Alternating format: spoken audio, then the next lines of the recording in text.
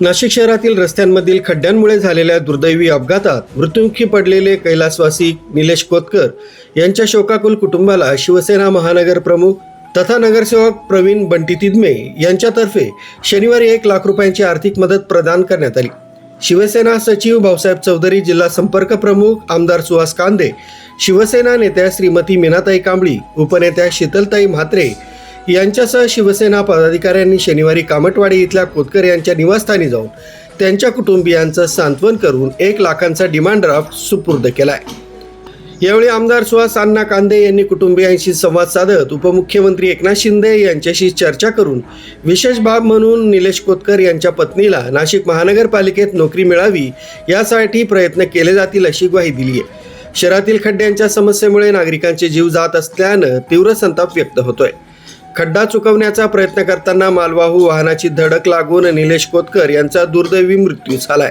कोतकर यांच्या मृत्यूमुळे त्यांची 5 वर्षांची मुलगी रुही हिचं पितृछत्र हरपलंय। घरातील कर्तपुरुष गेल्यानं कुटुंबावर आघात झालाय। त्यामुळेच या दुःखद प्रसंगी कोतकर कुटुंबाला धीर देण्यासाठी तसंच मदतीचा हात म्हणून शिवसेना महानगर प्रमुख तथा नगरसेवक प्रवीण बंटी तिदमे यांनी 1 लाख रुपये मदतीचा निर्णय घेतला होता।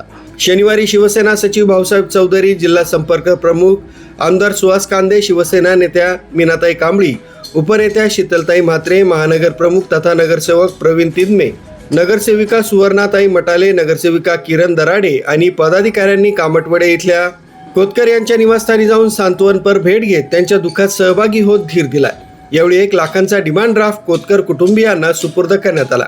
80% समाजकारण आणि 20% राजकारण हे शिवसेना प्रमुख बाळासाहेब ठाकरे यांचे विचार आणि धर्मवीर आनंद दिघे यांनी दिलेली शिकवण असून तिचं पालन करण्याचं काम आम्ही शिवसैनिक म्हणून करीत आहोत। समाजाप्रती संवेदनशील राहण्याची शिकवणच आम्हाला शिवसेना प्रमुख नेते तथा उपमुख्यमंत्री एकनाथ शिंदे यांच्या कार्यातून आणि कृतीतून मिळत असल्यानं मी छोटासा वाटा उचलल्याची प्रतिक्रिया तिदमे यांनी दिली आहे। महापालिका प्रशासन आणि ठेकेदारांनीही संवेदनशील व्हावं आणि संपूर्ण शहराची माफी मागावी अशी मागणी प्रवीण बंटी तिदमे यांनी केली आहे। MN भारतसाठी संदेश केदारे, नाशिक।